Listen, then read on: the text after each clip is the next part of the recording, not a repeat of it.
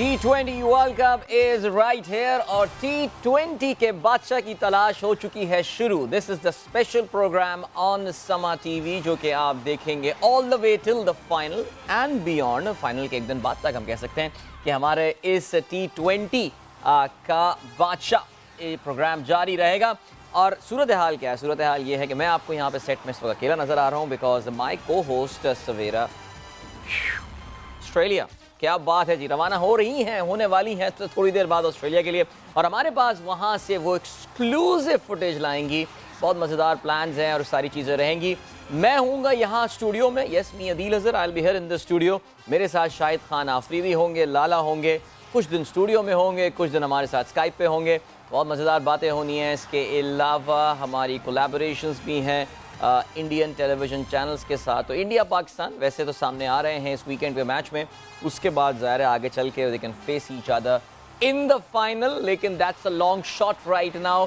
तो ये रहेगा सिलसिला। बहरहाल जी, इस वक्त जो लाइनअप है फाइनल ग्रुप टेबल्स की वो इस वक्त चल रही है, और इस वक्त जो सिलसिला है वो ये कि आज दो बड़े ज़बरदस्त मैच हुए हैं। वेस्ट इंडीज़ जो है वो अपने आप को वर्ल्ड कप में बचाने में कामयाब हो गया है। एक मौके पे ऐसा लग रहा है जैसे वेस्ट इंडीज़ बैटिंग कर रहा था कि भैया ये तो वेस्ट इंडीज़ के हाथ से वर्ल्ड कप निकल गया, बिकॉज 2 दफ़ा की आलमी चैम्पियन टीम है। They deserve to play in the आज हमारे जब एक्सपर्ट्स भी आएंगे उनसे भी हम बात करेंगे, बिकॉज ये कॉल काफ़ी स्ट्रॉन्ग होती जा रही है कि क्या इस तरह की किसी क्वालिफिकेशन टूर्नामेंट की ज़रूरत भी है या नहीं। लेकिन बहरहाल वेस्ट इंडीज़ ने अब से थोड़ी देर पहले जिम्बाब्वे को मैच में शिकस्त दी है, और इनफैक्ट वेस्ट इंडीज़ ये मैच जो है इवेंचुअली अपनी बॉलिंग की बदौलत बआसानी जीतने में कामयाब हुआ 31 रन से। वेस्ट इंडीज़ ने पहले खेलते हुए 153 रन बनाए 7 विकेटों के नुकसान पे, और जवाब में उन्होंने जिम्बाब्वे की पूरी टीम को 122 रन पे आउट किया। सो नेट रन रेट का भी भला हो गया यहाँ पे। आज सुबह जो पहला मैच खेला गया, यानी हमारे मुताबिक दोपहर जो मैच खेला गया उसमें मुकाबला था स्कॉटलैंड और आयरलैंड का, और इस मैच में भी एक मौके पर यह लग रहा था कि स्कॉटलैंड ये मैच जीतने में कामयाब हो जाएगा, but a brilliant comeback by Ireland. Ireland का सबसे बड़ा टोटल T20 वर्ल्ड कप का उनके खिलाड़ी जो कि उन्होंने भी बड़ी ज़बरदस्त बैटिंग की, जिनका नाम था कर्टिस कैम्फर, जो कि मैन ऑफ द मैच भी रहे। 72 रन बनाए उन्होंने, और ये भी आयरलैंड की जानिब से सबसे बड़ा स्कोर है in the T20 world cup. 32 गेंदों पे 72 रन, 7 चौके और 2 छक्के इसमें शामिल थे। सो आयरलैंड भी अपने आप को सरवाइव कराने में कामयाब हुआ है। So it's all moving to the final days. इस क्वालिफिकेशन का जो मरहला है ग्रुप 1 और ग्रुप 2, इस वक्त देखा तो जाए तो तमाम टीमें जो हैं इस वक्त तकरीबन एक्सेप्ट फॉर UAE परहैप्स इस वक्त इस रेस में है। स्पेशली इस ग्रुप में तो जो ग्रुप 2 है इसमें तो मामला काफ़ी ज़्यादा इस वक्त मज़ेदार होते जा रहे हैं। Things are building up for the main round as well. India और पाकिस्तान के दरमियान इतवार को होने वाला है मैच, और जिसके लिए ज़ाहिर है as I said, in fact we said, कल हमने आपको बताया था कि हमने एक स्पेशल प्रोग्राम तरतीब किया है। एक इंडियन टेलीविज़न चैनल के साथ हमारी कोलैबोरेशन होगी, जिसका कब होगा क्या होगा, keep following on our social media pages, उसका प्रोमो वगैरह सब चलना जो है अभी शुरू हो जाएगा।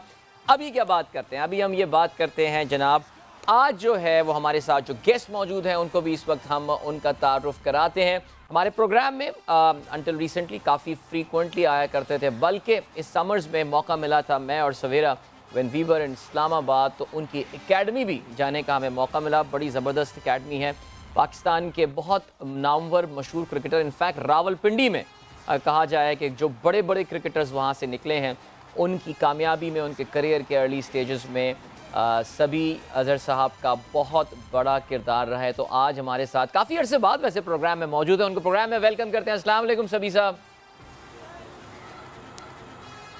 जी वालेकुम अस्सलाम अदील भाई, आपको भी मेरी तरफ से बहुत ज़्यादा सलाम, और जितने व्यूज़ देख रहे हैं उन सबको जो है ना सलाम। बिल्कुल, अभी आपके पीछे वो नौजवान खेलते हुए नज़र आ रहे हैं एकेडमी में, और बड़ा तफसीली जो है वो हमने दौरा किया था, बल्कि पूरा अपना स्पेशल प्रोग्राम जो है वो यहाँ पर हमने बनाया था। बहुत मज़ा आया था, और नौजवानों को क्रिकेट खेलते हुए ये सब करते बहुत एक अलग ही, जैसे कहते हैं ना कि एक लुत्फ़ सा आता है। और कोई कोच इस तरह का सभी साहब का जो कि बिल्कुल बचपन से खिलाड़ी को पकड़ते हैं, और कितनों को उन्होंने पाकिस्तान टीम तक पहुँचाया है। बल्कि मेरे ख्याल है सभी साहब, वर्ल्ड कप पे तो मैं आता हूँ, पहले मैं आपका पॉइंट ऑफ व्यू लेता हूँ ज़रा पाकिस्तान जूनियर लीग के हवाले से।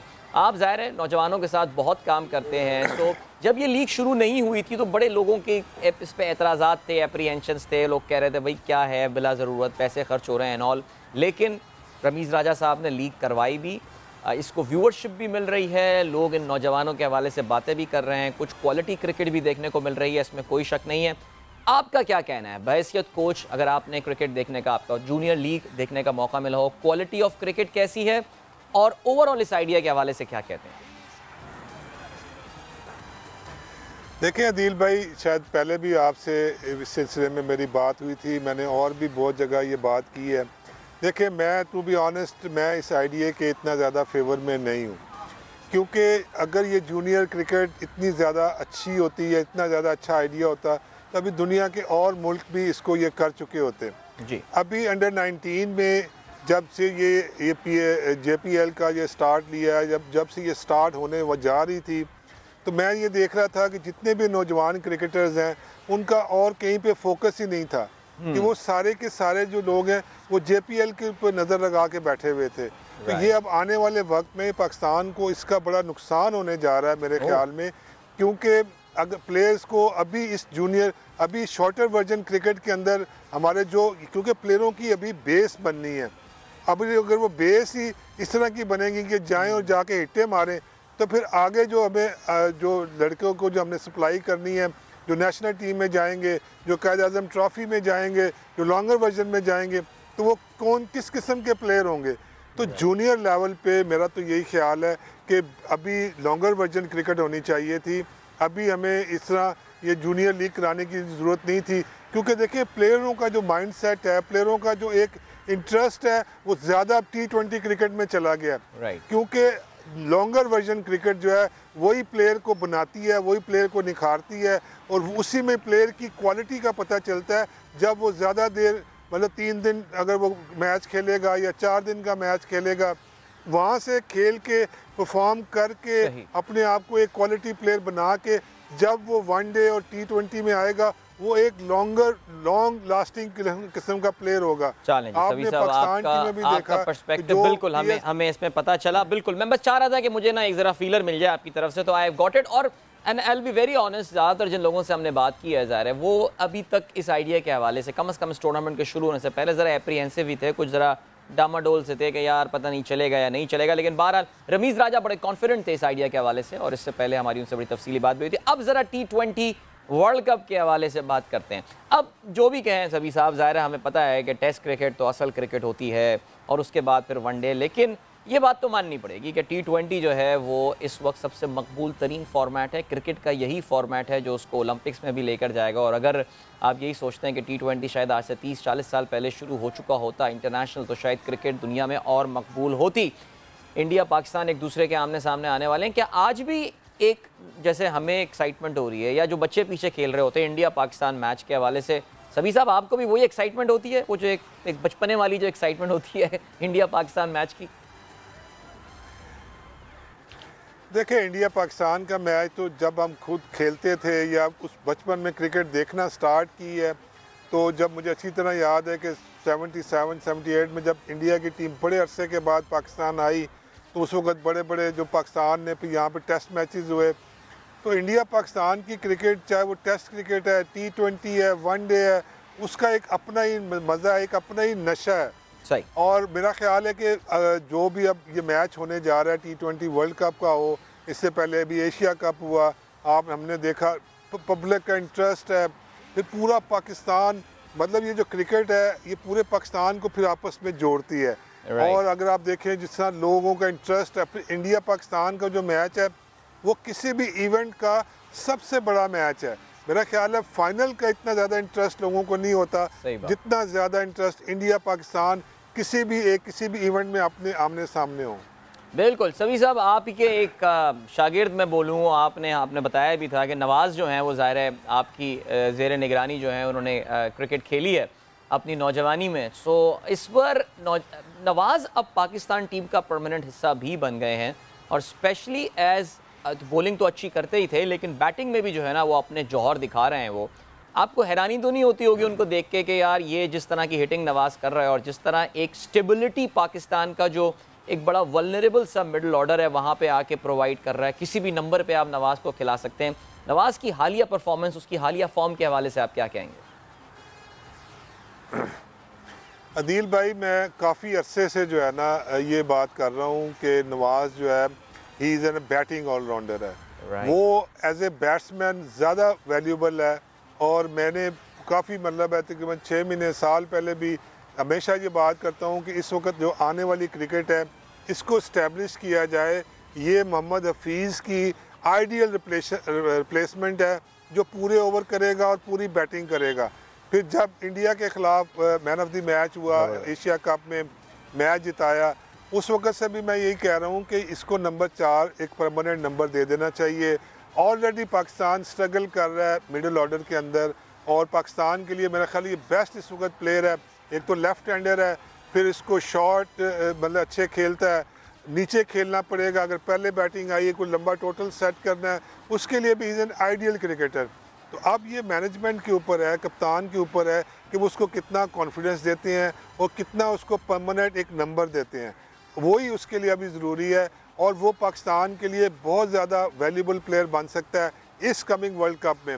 उसमें अदील भाई मैं एक और टेक्निकल बात आपको ज़रूर बताऊं कि ऑस्ट्रेलिया के ऊपर वो ज़्यादा सक्सेसफुल हो सकता है। क्यों? कि वो कट और पुल बहुत अच्छी मारता है, और वहाँ पे थोड़े से बाउंसी ट्रैक के ऊपर वो और ज़्यादा अच्छा परफॉर्म कर सकता है। ये बड़ी अच्छी बात आपने की, और वाकई ऑस्ट्रेलिया में जो भी खिलाड़ी जो है वो इन लोकेशंस पे, ग्राउंड पे जो है वो खेल सकता है बेहतर, तो वो कामयाब रहता है।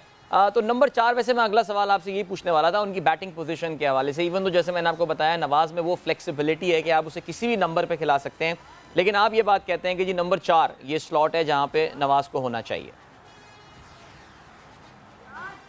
जी दिल भाई, उसमें देखें ना, अब ओपनर तो हमारे चेंज नहीं होंगे, वो तो अच्छा परफॉर्म कर रहे हैं, वो सेटल हमारा पेयर है, अब उसको डिस्टर्ब तो आप कर नहीं सकते हैं। नंबर 3 का अभी भी थोड़ा सा मेरा ख्याल है शान मसूद खेले या हैदर अली खेले, या फिर फ़खर ज़मान जो है वो भी टीम में आ गया है, वो खेले। तो मेरा ख्याल है कि अभी इनको पहले मैच में शान मसूद के साथ जाना चाहिए, क्योंकि फ़खर ज़मान अभी इंजरी से वापस आया है, इतना ज़्यादा उसके पास मैच प्रैक्टिस उसकी नहीं है। तो अभी शान मसूद को खिलाना चाहिए, क्योंकि देखिए शान मसूद एक प्रॉपर ओपनर है, और वो भी कट और पुल बहुत अच्छा खेलता है। और पहले तीनों नंबरों पे आपके पास अगर ओपनर बैट्समैन हो, नंबर 4 पे जो है ना वो नवाज़ आ जाए, नंबर 5 पे फिर हैदर अली अच्छा खेल रहा है। हैदर अली भी आपको पता है पुल शॉट, कट शॉट, ये अच्छी शॉटें वो खेलता है। इफ्तिखार है, उसके बाद आसिफ अली नंबर जो है ना 6-7 पे आ सकता है, शादाब आ सकता है, शादाब भी बहुत अच्छा परफॉर्म कर रहा है। तो आपकी ये फिर अच्छी एक बैलेंस जो है ना नज़र आती है batting lineup.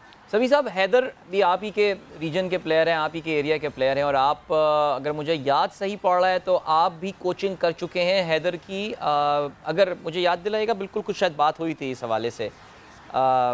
Haider Ali I think पिंडी से ही खेले शायद। दिल भाई, ये भी अंडर 16 से जी, अंडर 16 से ये हमारे पास ही है। अंडर 16 में आया था, फिर अंडर 19 खेला, फिर अंडर 19 में मैंने बहुत जोर लगाया। उसमें बासित अली चीफ सेलेक्टर थे, वो मेरी बात मानते ही नहीं थे। मैंने कहा था ये बड़ा अच्छा प्लेयर है, इसको खिलाएं। और फिर वो जो है ना पाकिस्तान अंडर 19 भी खेला, उसने सेंचुरी भी साउथ अफ्रीका में जाके की। तो फिर तो मैं बिल्कुल सही बंदे से मैं बिल्कुल सही बंदे से फिर ये सवाल पूछ रहा हूँ। हमें हैदर के टैलेंट का पता है, वो PSL में जब अपने PSL के कलर्स में होता है तो वो एक अलग, हमें एक अलग खिलाड़ी नज़र आ रहा होता है। लेकिन पाकिस्तान के लिए जब हमें नज़र आते हैं तो हैदर हमें बड़ा टेंटेटिव नज़र आता है, वो कन्फ्यूजन का एक शिकार नज़र आ रहा है। आपने क्या प्रॉब्लम डायग्नोज की है? इतना टैलेंटेड बच्चा जब वो पाकिस्तान टीम के कलर्स में आ रहा है तो परफॉर्म नहीं कर पा रहा है कंसिस्टेंसी के साथ, क्या मसला होगा हैदर के साथ? देखें अदील भाई, आपको भी क्रिकेट माशाल्लाह इतनी आप फॉलो करते हैं और क्रिकेट इतनी देखते हैं। जो इंटरनेशनल क्रिकेट है, it's all about your mental. आप मेंटली 80% जो है ना आपकी मेंटल स्टेट है, आप किस मेंटल स्टेट में हैं, आप कितना मेंटली मोटिवेटेड हैं और कितना मेंटली आप स्ट्रॉन्ग हैं। तो अब ये कॉन्फिडेंस जो होता है, उसका कॉन्फिडेंस जो है ना वो शैटर है। उसको अभी तक अगर आप देखें, अभी कोई उसका परमानेंट नंबर नहीं है। कभी नंबर 6 पे भी खेला है, 5 पे भी खेला है, नंबर ओपनर भी गया है, पहला international match as a opener खेला है, फिर वो नीचे गया है। देखें उसको या तो बता दिया जाए कि भी नंबर 4 या number 5 is your permanent number, अब इसी पे तुम्हें इस्टेब्लिश करना है। तो उसको थोड़ा सा कॉन्फिडेंस मिलने की बात है, उसको थोड़ा सा जो भी मतलब है टीम मैनेजमेंट साथ है, कप्तान है, कोचेज़ हैं, वो उसको थोड़ा कॉन्फिडेंस दें और वो पाकिस्तान का आने वाला स्टार बन सकता है। हाँ बिल्कुल जी, अभी हमने इंग्लैंड के ख़िलाफ़ जो पहला वार्म अप गेम था उसमें कुछ ओपनिंग उनसे करवाई गई और ज़रा थोड़ा सा हाथ खोलने का मौका मिला हैदर को, तो हैदर के शॉट्स बड़े अच्छे हैं। और जो आपने एक पहचान बताई, हैदर के पास भी पुल और कट बहुत अच्छा है सबी साहब, वो भी इन पोजीशंस पे बहुत अच्छा खेलता है शॉट। नहीं बिल्कुल अदील भाई, देखें वही मैं कह रहा हूँ ना कि अब नहीं ये देखना चाहिए कि मतलब नाम पे नहीं जाना चाहिए, आपको प्लेयर की एबिलिटी को देखना है और कंडीशंस को देखना है कि ऑस्ट्रेलियन कंडीशन में क्या इफ्तिखार सूट करेगा, क्या हमें हैदर अली सूट करेगा या आसिफ अली सूट करेगा। देखिए आसिफ अली एक गैम्बल है, वो उसके हमें 3-4 छिक्के चाहिए होते हैं जब वो फिनिशिंग पे जाता है। वो वाला काम हम जो है वो शादाब से ले सकते हैं नंबर 7 पे, नंबर 6, 7, 7 पे या 8 पे, तो उस पर वो कर सकता है। तो मेरा ख्याल है कि हैदर को इस्टेब्लिश करना चाहिए, हैदर को थोड़ा सा कॉन्फिडेंस देना चाहिए और उसको मतलब एक फ्री हैंड देना चाहिए। तो सबसे जो पिछले जो प्रॉब्लम आ रही है मिडिल ऑर्डर की अदील भाई, जो मैं एज ए कोच थोड़ी बहुत क्रिकेट को समझता हूँ, तो मुझे ये लग रहा है कि जो हमारे मिडिल ऑर्डर है वो बहुत ज़्यादा अपने शेल में गई हुई है। मेरे ख्याल में इस टूर्नामेंट में अगर मैं कोच हूँ तो मैं मिडिल ऑर्डर को फ्री हैंड दे दूँ कि यार जाओ अपनी जाके अपनी गेम खेलो, अपने शॉट्स खेलो, कोई बॉकडाउन होने की ज़रूरत नहीं है। तो मेरा ख्याल है कि शायद उससे इनकी परफॉर्मेंस में बेहतरी आ जाएगी। सही, आसिफ अली से आप मुतमईन नज़र नहीं आ रहे हैं, यानी देखिए वो उनका एक सर्टन रोल है, वो चल गए तो चल गए, वरना वो तो कोई 8-10 बॉलें 12-15 बॉलें खेल कर आ जाते हैं, उस पर कुछ होता भी नहीं है। सो मेरे ख्याल से आसिफ अली के करियर के लिए टूर्नामेंट, बल्कि इब्तदाई मैचेस इस टूर्नामेंट के सभी साहब बड़े इंपॉर्टेंट होंगे, बिकॉज वो जो कुछ एशिया कप में एक परफॉर्मेंस आ गई, वर्ल्ड T20 में कुछ 2-3 परफॉर्मेंसेज आ गई थी, वो भी क्या परफॉर्मेंस के आखिर में छक्के मार के, ठीक है जी कॉम ने अपोलोजाइज़ कर लिया उनसे, लेकिन उसके अलावा तो कोई खातिर ख्वाह कारकर्दगी नज़र नहीं आई अब तक। एक 50 भी इन्होंने मेरे ख्याल से अपने नाम नहीं किया, 50 T20 खेल चुके हैं वो। देखें अदील भाई, आप भी पाकिस्तान की क्रिकेट को बहुत ज़्यादा समझते हैं, मेरे भी कोई 40 साल हो गए हैं खेलने के और कोचिंग के मिला के। तो पाकिस्तान में कोई भी चीज़ कोई आप कह नहीं सकते हैं कि ये उसके लिए शायद आखिरी टूर होगा या आखिरी टूर्नामेंट हो सकता है अगर उसने परफॉर्म ना किया। तो हमारे तो यहाँ पे आपको पता है कि किस तरह कमबैक हो जाता है, किस तरह टीम में आ जाता है, तो ये आप कुछ इसके ऊपर कोई कमेंट मैं नहीं कर सकता। ठीक है, टीम में परफॉर्मेंस अच्छी नहीं होती है, वो बाहर हो जाते हैं, बगैर खेले ही प्लेयर वापस भी आ जाते हैं, ये हमारे तो यहाँ पे ये चलता रहता है। हाँ बिल्कुल, I think you got a very valid point. अब ये पाकिस्तान टीम के हवाले से तुमने बात की, इंडिया के खिलाफ मैच है, ज़ाहिर है पहला मैच ही अमूमन इंटरनेशनल टूर्नामेंट्स में हमारे इंडिया से करवा दिया जाता है आजकल, कि दोनों टीमों के लिए ज़रा फारिग हो जाएं इस मैच से ताकि टूर्नामेंट पे फोकस कर सकें। ज़ाहिर है इंडिया से मैच खुदा ना खास्ता हम हार भी जाते हैं अगर ये मैच होता है, बिकॉज बड़ा बारिश का चांस है ज़ाहिर है उस दिन, और कहते ही यही है कि जब तो 80-90% चांस हो गया दिन में किसी टाइम पर बारिश ज़ोरदार होनी है, अल्लाह करे मैच से थोड़ा अर्सा पहले हो जाए। लेकिन क्या लगता है सबी साहब, इंडिया के साथ अब वो जो एक इंडिया वाला प्रेशर तो हमने काफ़ी हद तक अपना रिलीज़ कर दिया है, वो जो इंडिया से मैच से पहले ऐसा लगता था मेंटली हारे हुए उतर रहे हैं, इस टीम को एक क्रेडिट देना पड़ेगा। बल्कि सरफराज ने जो चैंपियंस ट्रॉफी में शिकस्त दी थी इंडिया को, उसके बाद से वो जो एक प्रेशर था हमारे ऊपर, एक ब्लॉक हुआ था दिमाग में इंडिया के खिलाफ, वो तो अब काफ़ी हद तक ख़त्म हो गया। बिल्कुल, देखिए एक जो है ना एक काफ़ी अरसे से ये चल रहा था जी कि वर्ल्ड कप का कोई भी मैच हो पाकिस्तान नहीं जीता, तो वो पाकिस्तान ने चीज़ जो है ना वो दुबई में 2-3 दफ़ा अब इंडिया को साथ अच्छा मैच खेला और पाकिस्तान जीता है, वो तो ब्लॉक जो है ना मेंटल ब्लॉक अब ख़त्म हो गया हुआ है। लेकिन देखिए ये जो इंडिया पाकिस्तान का मैच है, इसमें मतलब एज ए एक्सपर्ट कह लें या एज ए कोच कह लें, आप मैन टू मैन मार्किंग नहीं कर सकते हैं। अगर आप मैन टू मैन अगर मैं आपके साथ डिस्कस करूं कि जी के उनका के राहुल ओपनर है या उनका जो है ना जो है वो शर्मा ओपन है, तो अगर उस तरह बात करें तो क्या पता इंडिया थोड़ा सा एज ऊपर हो। लेकिन ये जो मैच है इंडिया पाकिस्तान का, ये नर्व्स का मैच है, जो उस वक्त प्रेशर ले जाएगा या जो टीम प्रेशर बिल्ड कर जाएगी वही उस दिन की वो विनर होगी। तो वो पाकिस्तान पिछले 2-3 मैचेस से बहुत अच्छा प्रेशर बिल्ड कर रहा है और इंडिया पे इज़ ऑलवेज प्रेशर ज़्यादा होता है। ठीक है, अब हालांकि पहला मैच भी देख रहे थे जब पाकिस्तान ने 10 विकेटों से हराया था, उस वक्त भी लोग कह रहे थे कि बड़ा मुश्किल है जो कुछ है, लेकिन आपने देखा पहले ही शाहीन शाह ने आते जब ऊपर से आउट किए हैं, प्रेशर आया है, तो वो फिर संभल ही नहीं सके हैं। फिर पाकिस्तान ने जाते ही जैसे उस दिन डिफरेंट बैटिंग की है, बाबर ने भी और जो है ना रिजवान ने भी, वो बिल्कुल चढ़ के आए हैं और पूरा अपना जो है ना खुल के खेले हैं, तो पाकिस्तान 10 विकेटों से मैच जीत गया। तो मेरा ख्याल है कि पाकिस्तान इस वक्त थोड़ा सा अपर हैंड पे है। अगर पाकिस्तान इसी तरह कॉन्फिडेंस से खेले और जिस तरह की बाबर आजम की मुझे बॉडी लैंग्वेज लग रही है, जो भी मैं क्लिप्स वगैरह देखता हूँ, तो वो काफ़ी अब मुझे मैच्योर लग रहा है और काफ़ी जो है ना उसको क्रिकेट की अब समझ है, कप्तानी की भी, तो बड़ा अच्छा चीज़ों को हैंडल कर रहा है। ग्रेट सबी साहब, थैंक यू सो मच, बहुत शुक्रिया टाइम निकालने का। आप जी जाइए, बच्चों की कोचिंग एक बार फिर से रिज्यूम कीजिए और इंशाल्लाह आपके साथ हम आगे भी राब्ते में रहेंगे, हमेशा की तरह बड़ी अच्छी बातचीत रहती है। सबी साहब एक कोच के पर्सपेक्टिव हमेशा में बड़ा अच्छा देते हैं, कोचिंग पर्सपेक्टिव से, और ज़ाहिर है इनका इस वक्त बात करना ज़रूरी थी कि शादाब, नवाज़, हैदर ये वो हैं कि जो कि इनकी कोचिंग में खेले हैं इस वक्त पाकिस्तान टीम में। डेफिनेटली जो इंडिया के ख़िलाफ़ पाकिस्तान टीम खेलेगी इसमें 3 प्लेइंग 11 में खिलाड़ी होंगे इनकी एकेडमी के, ज़बरदस्त। लेकिन इंडिया और पाकिस्तान जो क्रिकेट खेल रहे होते हैं, it's not just about what is being played on the field, बहुत बड़ी गेम चल रही होती है ऑफ द फील्ड भी। स्पेशली पिछले चंद सालों से इंडिया ने पाकिस्तान के ख़िलाफ़ क्रिकेट को एक हथियार के तौर से इस्तेमाल किया है। जब tours program, future tours program आता है आईसीसी का, इंडिया पाकिस्तान सीरीज़ उसमें फ़ीचर नहीं कर रही होती, इंडिया पाकिस्तान खेलने नहीं आता, साफ साफ मना कर देता है। पाकिस्तान की जानिब से जो भी मेजर्स होते हैं वो जनरली रिटेलिएटरी होते हैं।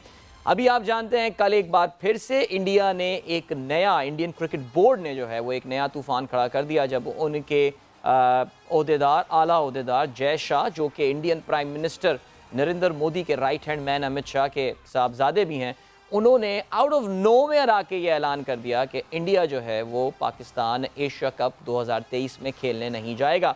पाकिस्तान की तरफ से भी, पीसीबी की तरफ से भी थोड़ी देर बाद ही, कुछ घंटों बाद एक काफ़ी सख्त किस्म का बयान भी आया है। क्रिकेट में कोल्ड वॉर ये चलती है इंडिया पाकिस्तान की, लेकिन इस वक्त ये कोल्ड वॉर नहीं रही है। इस हवाले से हम बात करेंगे, मारूफ तज्ज़िया निगार हमारे प्रोग्राम में बड़े रेगुलर हमारे एक्सपर्ट की हैसियत से शिरकत करते हैं, हम बहुत सीखते हैं उनसे जब भी वो कुछ लिखते हैं, उनके हर ट्वीट को हम फॉलो करते हैं। अब्दुल माजिद भट्टी साहब हमारे साथ मौजूद हैं। अस्सलाम वालेकुम भट्टी साहब, कैसे हैं आप? जी वालेकुम सलाम अदील, बहुत शुक्रिया, अल्हम्दुलिल्लाह अभी तक सब खैरियत है। उम्मीद है कि क्रिकेट के फ्रंट पे भी खैरियत रहेगी। मैं तो सोच रहा था, जब मुझे बताया कि भट्टी साहब होंगे तो मैंने तो कहा भट्टी साहब तो मेलबर्न में बैठे हुए होंगे, वो इस टाइम पे आ जाएंगे, तो मुझे पता चला नहीं जी भट्टी साहब अभी कराची में ही हैं। आपके दोस्त तो काफ़ी सारे पहुंच गए हैं अभी वैसे ऑस्ट्रेलिया। देखिए, हमने अपनी रिप्रेजेंटेशन के लिए सवेरा को भेजा है, लिहाजा एक वक्त में 2 लोग नहीं जा सकते। बिल्कुल जी, ज़बरदस्त। सो ऐसा करते हैं कि भट्टी साहब एक हम छोटा सा एक पैकेज देख लेते हैं, ऐसा करते हैं, फिर मैं चाह रहा हूँ कि आपसे अनइंटरप्टेड ज़रा टॉक होनी चाहिए। इंडिया पाकिस्तान का ये क्रिकेट का जो एक कज़िया चल रहा है, तो उसमें रमीज़ राजा का एक छोटा सा क्लिप आया था, ये 17 नवंबर 2021 पिछले साल उन्होंने कहा था कि जी इंडिया ही सब कुछ थोड़ी है, हम भी हैं और ये हैं। सर, हम क्या इस जंग में इंडिया को हेड्स ऑन ले सकते हैं? पीसीबी का एक जवाबी बयानिया भी आया है, उससे मुतमईन हैं आप क्या भट्टी साहब? देखें अदील, कभी ना कभी तो ये चीज़ होना थी जी। और बिल्कुल आपने जब सवाल पूछा तो उससे पहले जब मैंने रमीज़ राजा का ये क्लिप सुना तो मेरा यही नुक्ता था कि मैं यहीं से आगाज़ करूँगा। देखें, हर चीज़ इंडिया नहीं है। इस वक्त आप बैठे हुए स्टूडियोज़ में, अगर कैमरा ऑफ हो जाए तो अदील अजहर को कौन दिखाएगा स्क्रीन पे? बेशक। इसी तरह अगर इंडिया खुद मेलबर्न क्रिकेट ग्राउंड में इतवार को उतर जाए और पाकिस्तान की टीम कहे जी हम तो नहीं मैच खेलने जा रहे, तो सिर्फ इंडिया को देखने के लिए तो लोग नहीं आ रहे ना, लोग तो पाकिस्तान को भी देखने आ रहे हैं। राइट। तो ये मेरे ख्याल में क्रिकेट कम है, सियासत ज्यादा है। रमीज राजा ने पिछले कोई 7-8 महीने में पहले वो जो न्यूजीलैंड का इंसिडेंट हुआ उस वक्त जितना एक हार्ड स्टांस लिया, तो मेरे ख्याल में इसी तरह का स्टांस लेने की ज़रूरत है। क्योंकि देखें, ये international cricket council world cricket को चलाता है। हम जो अज़राए मजाक कहते हैं कि ये इंडियन क्रिकेट काउंसिल है। तो मेरे ख्याल में इंडिया को चाहिए कि सियासत को साइड पे रख दें। अगर आप नहीं खेलना चाह रहे पाकिस्तान से, तो 13 साल से पाकिस्तान की क्रिकेट अल्हम्दुलिल्लाह पहले से ज्यादा है। मजबूत। लेकिन मेरे ख्याल में थोड़ा सा अभी तक तो रमीज राजा ने बहुत अच्छी बातें की हैं, पाकिस्तान क्रिकेट बोर्ड ने जल्दबाजी में अपना रद्द अमल नहीं दिया है। लेकिन मेरे ख्याल में मुझे जो एक चीज नजर आती है, थोड़ा अपनी यादों को ताज़ा करते हुए, 2011 में एक इंसिडेंट हुआ था, अगर आपको याद हो। 2011 में जो वर्ल्ड कप होना था 50 ओवर्स का, जी जी वो पाकिस्तान, इंडिया, श्रीलंका और बांग्लादेश ने होस्ट करना था। जी। तो पाकिस्तान के हालात खराब हो गए, तो पाकिस्तान से मेजबानी वापस ले ली। एजाज बट उस वक्त पीसीबी के चेयरमैन थे, उन्होंने आईसीसी को लीगल नोटिस भेजा कि आप किस तरह पाकिस्तान से मेजबानी वापस ले सकते हैं। फाइनली ये हुआ कि पाकिस्तान में मैचेस नहीं हुए, लेकिन पाकिस्तान को होस्टिंग राइट्स के पूरे पैसे मिले और पाकिस्तान को जो मेजबान की हैसियत से जो पर्क्स एंड प्रिविलेजेस मिल सकती थी आईसीसी की तरफ से, वो मिली। तो मेरा ख्याल में यहाँ पर पीसीबी इस महाज पे बिल्कुल ठीक काम कर रहा है। लेकिन एजाज बट के 2011 के स्टांस को सामने रखते हुए लीगल ऑप्शन को भी लेके चले कि ठीक है, अगर सितंबर में इंडिया नहीं आता एशिया कप खेलने, तो हम भी नवंबर में नहीं जाएंगे। और रमीज राजा अभी तक जो बात कर रहे हैं कि अगले महीने जो मेलबर्न में आईसीसी बोर्ड मीटिंग होनी है, उसमें ये मामला उठाएंगे। देखिए, इंडिया अपनी टर्म पे तो वर्ल्ड क्रिकेट को डिक्टेट नहीं कर सकता ना। राइट। हम भी एक बड़े टेस्ट प्लेइंग कंट्री हैं, हमने वर्ल्ड कप जीता हुआ है, हमने T20 वर्ल्ड कप जीता हुआ है, हमने चैंपियंस ट्रॉफी जीती हुई है, हमने लातादाद बड़ी टीमों को उनके मुल्क में जाके हराया है, इंक्लूडिंग इंडिया। तो इंडिया किस तरह ये सोच रहा है कि वर्ल्ड क्रिकेट जो है उसकी दादागिरी से चलेगा? मेरे ख्याल में इंडिया को अब होश के नाखून लेने चाहिए और जय शाह जो हैं उनको चाहिए कि बीजेपी की जो पॉलिटिक्स है वो क्रिकेट में ना लेकर आए। देखें, इस तरह के जो मामलात होते हैं उसमें सीने से लगाकर कार्ड को खेला जाता है, बल्कि मैंने इस पर कल ट्वीट भी किया, और आखिरी वक्त पे शो किया जाता है। एक साल पहले ये शोशा छोड़ना कि हम सितंबर में पाकिस्तान नहीं जाएंगे, तो फिर तो ये क्रिकेट नहीं है, ये तो क्रिकेट से हटकर कोई चीज़ है। बिल्कुल भट्टी साहब, जब से ज़ाहिर है बीजेपी की गवर्नमेंट आई है इंडिया में, उस वक्त से यही सिलसिला चल रहा है। जब कांग्रेस हुआ करती थी, हमने देखा था कि कुछ मुश्किल हालात में भी क्रिकेट हुई है। पाकिस्तान एक दहाई पहले तक जो है वो खेलता रहा है इंडिया में क्रिकेट, लेकिन ज़ाहिर है इनका एक पॉलिटिकल टूल है, पॉलिटिकल प्लॉय है। इंडियन मीडिया इस पर बात भी नहीं करता। I am pretty sure India में भी बहुत सारे उनके बड़े क्रिकेटर्स ऐसे होंगे जो कि अपनी इस गवर्नमेंट के अगेंस्ट स्टैंड लेना चाहते हो, लेकिन आपको पता है कि वहाँ पे इस वक्त जो एक सरकारी नैरेटिव है उससे हट के कोई अपना ओपिनियन इस वक्त जो है वो इंडियन मीडिया पे लेकर आना, तो वो मौत को दावत देना होता है। बिकॉज वहाँ तो आपको पता है कि जिस लेवल की फिर सख्तियाँ और जो है मुश्किलात बर्दाश्त करनी पड़ती हैं। हर्षा भोगले का आपको याद होगा कि उनको तो कमेंट्री पैनल से ही अलग कर दिया था कि उन्होंने जो है वो कुछ बातों के ऊपर अपनी टीम को कुछ क्रिटिसाइज़ कर दिया था। लेकिन भट्टी साहब, जो बात आती है वो यही आती है कि सही है, रमीज़ राजा अगले महीने जब ये आईसीसी की बोर्ड मीटिंग होनी है, वहाँ पे ये मैटर लेकर जाएंगे। इंडिया ज़ाहिर है एक पावर है, 60% 65% आई थिंक रेवेन्यू वहाँ से आता है जो है। पाकिस्तान क्रिकेट बोर्ड अपने आप को अकेला नहीं पाएगा, वहाँ पे कोई और बोर्ड है जो खड़ा हुआ होगा पीसीबी के साथ और बोलेगा कि नहीं, PCB has got a point. दिल से तो शायद बहुत सारे लोग ये कह रहे हों, लेकिन इंडिया के खिलाफ जबान खोलना इस वक्त क्या ऑस्ट्रेलिया भी कर सकता है ये? अच्छा, मैं अदील आपके सवाल का जवाब देता हूँ। मैं जो पहली आपने बात की ना, थोड़ी उस तरफ जाता हूँ जी। अभी जब एशिया कप के दौरान मैं दुबई में था, तो एक इंडियन चैनल मेरा इंटरव्यू कर रहे थे और हमने एज ए पाकिस्तानी नरेंद्र मोदी और बीजेपी सरकार के बारे में जो हमारे जहन में था हमने बयान कर दिया। तो वो रिकॉर्डिंग हो रही थी, उन्होंने रिकॉर्डिंग रुकवाई। उन्होंने कहा, भाई हमारी नौकरी भी जाएगी और ये आपका पोर्शन जो है वो ऑनियर करना हमारे लिए खतरे से खाली नहीं है। लिहाजा ब्रायकरम आप मोदी साहब और बीजेपी के बारे में कोई बात ना करें इस इंटरव्यू में। एक तो ये पॉइंट मैंने कहा चलें, ये बिल्कुल ऑब्वियस है, ये बिल्कुल ऑब्वियस है। कुछ बड़े रीजनेबल लोग हैं वहाँ पे, बिल्कुल इसमें कोई शक थोड़ी है जी। लेकिन आप जो बात कर रहे हैं बिल्कुल ऐसा ही है कि हमने अपना केस तो तनहा लड़ना है जी। इंडिया कहता है कि जी आईसीसी के जो स्पॉन्सर्स हैं 80% इंडियंस हैं। अगर इंडियन टीम विड्रॉ कर जाए तो हमारे सारे स्पॉन्सर्स विड्रॉ कर जाएंगे। लेकिन इसमें मेरा ख्याल में एक ही ऑप्शन है, वो है लीगल ऑप्शन, जो मुझे समझ में आ रही है जितना मैंने क्रिकेट को फॉलो किया है। लेकिन एक और चीज को भी पीसीबी को जहन में रखना होगा कि हमारी जो क्रिकेट है, और आजकल जिस तरह ये जूनियर लीग हो रही है, ये हम करवा रहे हैं, ये ज्यादातर हम अपने फंड तो हम जनरेट करते हैं, पीसीबी अपने जराए से भी फंड जनरेट करता है, लेकिन मोस्टली जो पीसीबी की आमदनी है वो आईसीसी से जो सालाना शेयर मिलता है मुख्तलिफ टूर्नामेंट्स का, और आईसीसी के जो स्पॉन्सर्स का जो शेयर है वो पीसीबी को मिलता है, उससे पीसीबी के मामला चलते हैं। ये चीज जहन में रखना होगी कि अगर हम बॉयकॉट कर देते हैं तो ऐसा तो नहीं होगा कि पाकिस्तान जो है वो उस शेयर से तो महरूम हो जाएगा, लेकिन फिर क्या हमारी क्रिकेट उसके बगैर चल सकेगी? लेकिन मेरे ख्याल में अगर इसको लीगल ऑप्शन के तौर पर देखें तो मेरे ख्याल में लीगल नोटिस भेजना चाहिए एशियन क्रिकेट काउंसिल को। तो रमीज राजा ने आज खत लिख दिया, इमरजेंसी मीटिंग कॉल कर ली। देखें, एशियन क्रिकेट काउंसिल की तो कोई वैल्यू ही नहीं है ना। कभी 50 ओवर का टूर्नामेंट कराते हैं, कभी 20 ओवर का टूर्नामेंट कराते हैं, कभी 4-4 साल टूर्नामेंट करवाते ही नहीं है। तो एशियन क्रिकेट काउंसिल मैटर नहीं करता, लेकिन इंडिया वर्ल्ड क्रिकेट को क्या पैगाम दे रहा है?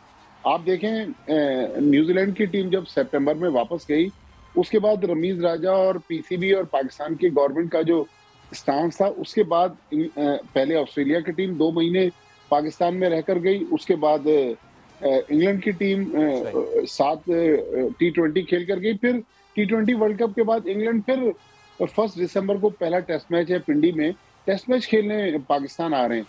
तो इंडिया किस तरह मना कर सकता है कि वो पाकिस्तान नहीं आएगा? देखिए, माजी में 2 वाकयात मैं आपके साथ शेयर करूं। 87 में जब जनरल ज़ियाउल हक साहब उस वक्त चीफ ऑफ आर्मी स्टाफ थे और प्रेसिडेंट ऑफ पाकिस्तान थे, वो जयपुर गए थे पाकिस्तान इंडिया के मैच को देखने के लिए, तो उसको क्रिकेट डिप्लोमेसी का नाम दिया गया जी। तो उस वक्त भी बीजेपी की हुकूमत थी। 2004 में जब पाकिस्तान इंडिया के क्रिकेटिंग टाइज रिवाइव हुई, पहले इंडिया की टीम पाकिस्तान आई, फिर हमने 2005 में टूर किया। मुझे याद है परवेज मुशर्रफ साहब और मनमोहन सिंह साहब फिरोजशाह कोटला ग्राउंड में मौजूद थे, और क्या सीन था कि पाकिस्तान के प्रेसिडेंट और इंडियन प्रेसिडेंट ग्राउंड में जा रहे हैं। उस वक्त भी बीजेपी सरकार थी, लेकिन अब जो मेरा ख्याल शायद नहीं, मनमोहन सिंह कांग्रेस के थे, उसके बाद अटल बिहारी आए थे। लेकिन अटल बिहारी के दौर में भी, लेकिन नहीं भट्टी साहब, अटल बिहारी के दौर 2005 से 2004 से 8 तक अटल बिहारी प्राइम मिनिस्टर थे। उस दौरान तो इतनी क्रिकेट इंडिया पाकिस्तान होने लगी थी कि वो लज्जत ही खत्म हो गई थी उस क्रिकेट की। बिल्कुल, देखिए, बीजेपी के दौर में पाकिस्तान इंडिया के क्रिकेटिंग रवाबित बहुत बार बहाल हुए हैं, और कहा जाता है कि क्रिकेट दोनों मुल्कों के दरमियान जो सियासी मामलात हैं उसमें ब्रिज का रोल प्ले करती रही है। लेकिन अनफॉर्चुनेटली अब 13 साल से जो हमने हालात देखें, इसमें फिर वंस फॉर ऑल पीसीबी को फॉरेन ऑफिस के साथ बैठना चाहिए, प्राइम मिनिस्टर के साथ बैठना चाहिए। बल्कि मेरे ख्याल में इसमें तो जो हमारे पॉलिटिशियंस हैं, लाइक इमरान खान, चूंकि वो बड़े कप्तान रहे हैं, क्रिकेटर भी हैं, तो उनके साथ भी मुशावरत करने में कोई मुज़ायका नहीं है। एक पीसीबी एक इत्तफाक राय तो पैदा करे कि अगर हम इंडिया के साथ हर सतह पर क्रिकेटिंग टाइज खत्म कर देते हैं तो उसके आफ्टर इफेक्ट्स क्या होंगे, ये चीज जरूर ज़हन में रखनी चाहिए। एब्सोल्युटली। तो भट्टी साहब, अब ज़रा अच्छा ऐसा करते हैं, कुछ हमने हमारे टीम ने जो है वो आवाम का भी ओपिनियन लिया है, काफ़ी हद तक हमें अंदाज़ा है आवाम इस बारे में क्या सोच रही होगी, लेकिन चलें ज़रा ये भी सुन लेते हैं कि कुछ लोग हमारे जो शायकीन हैं क्रिकेट के, वो इंडिया के इस फैसले के हवाले से क्या कहते हैं। इंडिया अगर ये समझता है कि वो ना और वर्ल्ड वाइड उसकी बेइज्जती हो जाएगी पाकिस्तान की, तो ये उनकी भूल है, ठीक है ना। लिहाजा वो जो होश के नाखून ले। अगर सामने वाला पत्थर मार रहा है तो ज़रूरी नहीं है कि हम भी पत्थर ही मारे, कि हम तो हमेशा जो है ना वो लव की तरफ जाते हैं। हम बोलते हैं कि हम जो है ना हेट स्पीच नहीं देंगे। अगर वो नहीं आना चाहते तो कोई इशू नहीं, पाकिस्तान की तरफ से हमेशा इंशाल्लाह जो है वो अच्छी बात ही रहेगी कि पाकिस्तान हर जगह जाएगा भी और अपना नाम बनाएगा भी इंशाल्लाह। इंडिया पाकिस्तान नहीं आ रहा तो पाकिस्तान को इंडिया नहीं जाना चाहिए क्रिकेट के हवाले से। हम रिस्पेक्ट दे रहे हैं। अगर सामने से अच्छा रिस्पांस नहीं मिलेगा तो हम रिस्पेक्ट देना छोड़ देंगे। पाकिस्तान को नहीं जाना चाहिए, लेकिन आईसीसी जो है वो आपको सबको पता है कि वो आईसीसी इंडिया के जो है वो ज़्यादा जो है अपना फेवर के अंदर वो होती है। अगर पाकिस्तान ने जाने से इनकार करा तो उल्टा पाकिस्तान के ऊपर प्लेंटी आ जाएगी, इंडिया के ऊपर किसी किस्म की कोई प्लेंटी नहीं आएगी अगर वो यहाँ पे आने तक का मना करेगी। लेकिन अगर यही चीज़ पाकिस्तान कर देगा कि इंडिया नहीं जा रहा तो आईसीसी उसके ऊपर मजीद पाबंदियाँ लगा देगी, जो है वो अपना आपके ऊपर ये पाबंदी है, आपके ऊपर ये जुर्माना है। पाकिस्तान को स्टैंड लेना चाहिए। जब इतनी बड़ी इंटरनेशनल टीम्स यहाँ पे आई, ऑस्ट्रेलिया आई, इंग्लैंड आई, वेस्ट इंडीज़ आई, तमाम टीम्स आई, तमाम टीम्स ने आके यहाँ पे खेला और कोई सिक्योरिटी इशू नहीं है, तो जाहिर सी बात है इंडिया को भी आना चाहिए। अगर हम नहीं खेलते इंडिया के अंदर जाके तो हो सकता है हमें उन गेम्स के पॉइंट्स ना मिले।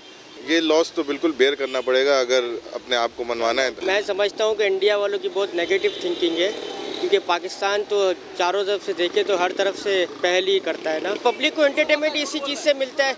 अब इसमें भी ये लोग यूँ करेंगे कि हम नहीं जा रहे, वो नहीं आ रहे, तो बात मज़ेदार नहीं है। पाकिस्तान बिल्कुल जाए, अपना किरदार अहम किरदार अदा करे वहाँ जाके। मैं तो समझता हूँ उनको होम ग्राउंड पर जाके उनको शिकस्त दे, ये तो बहुत अच्छी बात हो जाएगी पाकिस्तान के लिए। चले, मेरे ख्याल से आई थिंक अवाम तो जनरली वी न्यू कि लोगों का क्या रिस्पांस आएगा। क्रिकेट के मामले में वैसे ही लोग जो है ना वो बड़े सेंसिटिव होते हैं। लेकिन बड़ी साहब एक बात तो चले माननी पड़ेगी, और वो ये कि अब लाइक इंडिया पाकिस्तान मैच, अल्लाह करे बारिश थोड़ा सा मौका दे दे कि वो मैच कंप्लीट हो जाए।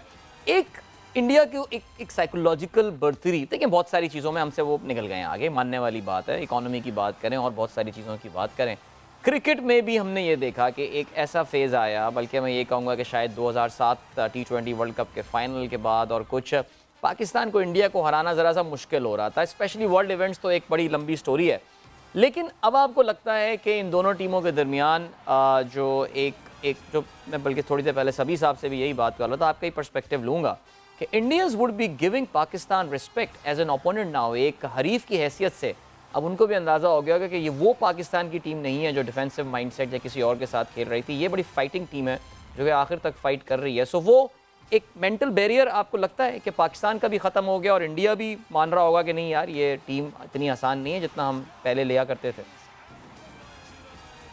देखें अदील, हम लोग इंडिया पे आज जो डोमिनेट करके बात करने की कोशिश करते हैं उसकी वजह यही है कि हमने अक्टूबर में 10 विकेट से दुबई में इंडिया को हराया, अभी रिसेंटली एशिया कप में हराया। बल्कि मैं एक और वाक़या आपसे शेयर करूं कि कुछ महीने पहले मेरा मस्कत जाने का इत्तेफाक हुआ। वहाँ पर वो लेजेंड्स टूर्नामेंट जो फॉर्मर प्लेयर्स उसमें पार्टिसिपेट कर रहे थे, तो वहाँ पर बहुत सारे इंडियन सहाफ़ी आए हुए थे। तो इंडियन जर्नलिस्टों का ख्याल था कि अगर पाकिस्तान की हुकूमत इजाज़त दे दे और बीसीसीआई को भी कोई एतराज़ ना हो, तो आज अगर आईपीएल में शाहीन शाह अफरीदी और बाबर आजम, अब मेरा ख्याल उस फहरिस्त में मोहम्मद रिजवान भी शामिल हो गए, अगर इनको ऑक्शन में डाला जाए तो दुनिया कोई भी जो आईपीएल की फ्रेंचाइज है इन तीनों प्लेयर्स को मुंह मांगी कीमत देने के लिए तैयार होगी। अंडरहैंड पैसे भी इनको दे देगी कि ये हमारे लिए बहुत बड़ा एसेट साबित हो सकते हैं। तो बिल्कुल आपने सही कहा कि हमारे प्लेयर्स और हमारी टीम इस वक्त इस पोजीशन में है कि हम दुनिया से कह सकते हैं कि जी अगर हम नहीं जाएंगे तो आपका मेला खराब होगा। और देखें ये 2 वे ट्रैफिक है। अगर इंडिया समझता है कि 1 वे ट्रैफिक से संडे को मेलबर्न में मैच खेलेगा और पाकिस्तान की टीम होटल से ग्राउंड नहीं जाती, तो फिर ये जो करोड़ों लोग जो टेलीविजन पर इंतजार कर रहे हैं वो तो इसी बात का इंतजार कर रहे हैं कि दोनों टीमें आमने सामने आए।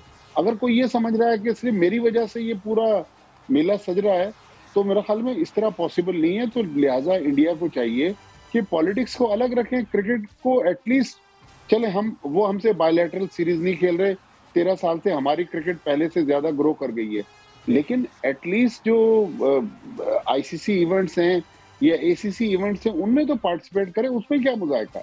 एब्सोल्युटली भट्टी साहब, बस आखिरी बात जाते जाते, जाहिर है हमारा दिल तो हमेशा यही चाहेगा कि पाकिस्तान ही मैच जीते। ऑस्ट्रेलिया में हमने इंडिया को जो है वो वर्ल्ड इवेंट में, ज़ाहिर एक बार ट्रायंगुलर सीरीज़ में तो हमने उनको हराया था, लेकिन वर्ल्ड इवेंट में इंडिया को नहीं हरा पा रहे हैं, वो एक है मसला। लेकिन उम्मीद है इस बार, कॉन्फिडेंट लग रहे हैं इंशाल्लाह संडे को पाकिस्तान जीतता हुआ नज़र आ रहा है। देखें, अभी तक तो जो वेदर फोरकास्ट है वो तो बता रही है कि मैच पॉसिबल नहीं है, लेकिन जाहिर है अल्लाह ताला का निज़ाम है, हो सकता है कि ये फोरकास्ट गलत हो जाए और मैच हो जाए।